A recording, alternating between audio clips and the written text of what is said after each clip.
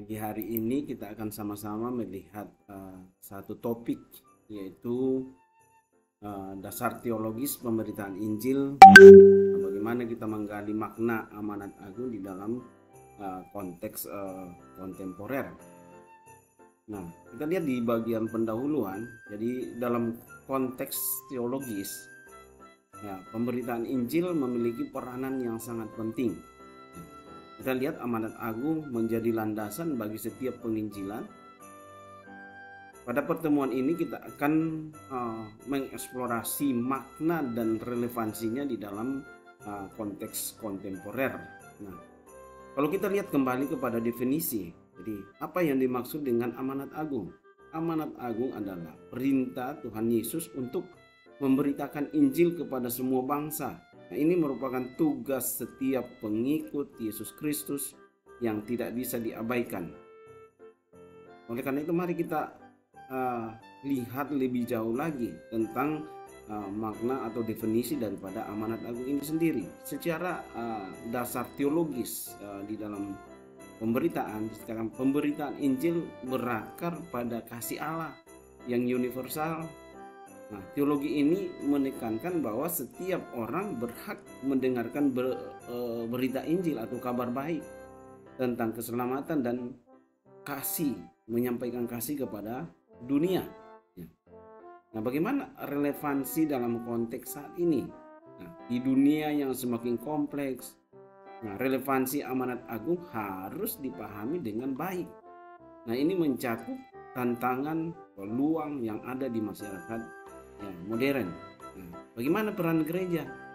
Nah, gereja memiliki tanggung jawab besar di dalam melaksanakan amanat agung. Nah, ini bukan hanya tentang kegiatan, tetapi juga tentang bagaimana membangun komunitas yang saling mendukung satu dengan yang lain.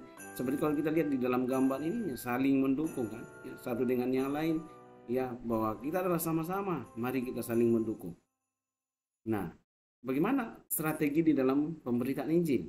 Bisa kita menggunakan media sosial, ya, apalagi zaman sekarang, zaman teknologi, kita dapat menjangkau lebih banyak orang. Ya, pendekatan kreatif dalam penginjilan adalah kunci untuk menarik perhatian, ya, khususnya ya generasi muda saat ini. Nah, bagaimana kita melaksanakan penginjilan di era digital?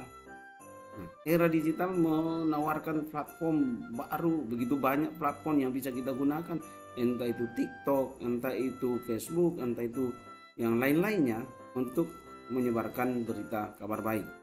Nah, penting untuk memahami dinamika ini agar pesan dapat diterima dengan baik oleh audiens, ya, atau penerima kabar baik itu. Apakah ada tantangan? Oh, tantangan begitu banyak, ya. Ada berbagai tantangan yang dihadapi di dalam pemberitaan Injil, seperti ya skeptisme, ya, dan pluralisme. Nah, kita perlu mengembangkan strategi yang efektif untuk mengatasi hal ini, ya. Jadi dalam konteks budaya, setiap budaya, tentu di dalam pemberitaan Injil juga kita harus memperhatikan, ya, konteks budaya, ya, kepada siapa kita menyampaikan. Ya, setiap budaya memiliki cara tersendiri, ya, dalam menerima pesan Injil. Nah, penting untuk memahami nilai-nilai lokal agar apa yang kita sampaikan, berita kabar baik yang kita sampaikan bisa diterima dan tentu lebih efektif. Ya. Bagaimana keterlibatan masyarakat? Nah, keterlibatan dalam masyarakat lokal juga itu penting, ya, memperkuat pemberitaan Injil melalui aksi sosial dan pelayanan. Kita menunjukkan cinta kasih secara nyata lewat perbuatan, lewat tindakan. Banyak hal yang bisa dilakukan, ya. Tentu kita penting juga untuk berdoa. Nah, doa adalah fundamental dalam setiap usaha pemberitaan Injil. Melalui doa kita memohon bimbingan dan kekuatan dari Tuhan supaya berita kabar baik yang kita sampaikan itu bisa sampai kepada orang yang disampaikan. Nah, keseimbangan teologi dan praktek itu harus seimbang juga. Penting untuk menyeimbangkan antara teologi dan praktik. Kita jangan jago berteologi tapi prakteknya tidak ada. teologi yang kuat harus diikuti dengan tindakan nyata di lapangan. Ya, kepemimpinan juga penting di dalam pemberitaan. Ya, kepemimpinan yang visioner sangat penting dalam menggerakkan misi penginjilan. Pemimpin harus mampu menginspirasi dan memotivasi anggota untuk bisa terlibat di dalamnya. Nah, tentu ya, pendidikan teologi juga penting ya. Ya, pendidikan teologis menjadi fondasi yang kuat ketika kita mau menyampaikan berita kabar baik. Nah, kita tentu memahami amanat agung. Nah, ini membantu kita semua sebagai pengikut Kristus untuk lebih siap. Kalian sebagai mahasiswa, tentu ya, pengetahuan teologi kalian harus mantap ya, supaya siap di dalam menghadapi tantangan, karena akan banyak tantangan di dalam penginjilan. Nah, tentu kita dari hasil-hasil yang kita lakukan, kita perlu evaluasi, kita perlu refleksi. Nah, bagaimana melakukan evaluasi cara berkata terhadap metode dan hasil pemberitaan itu sangat penting.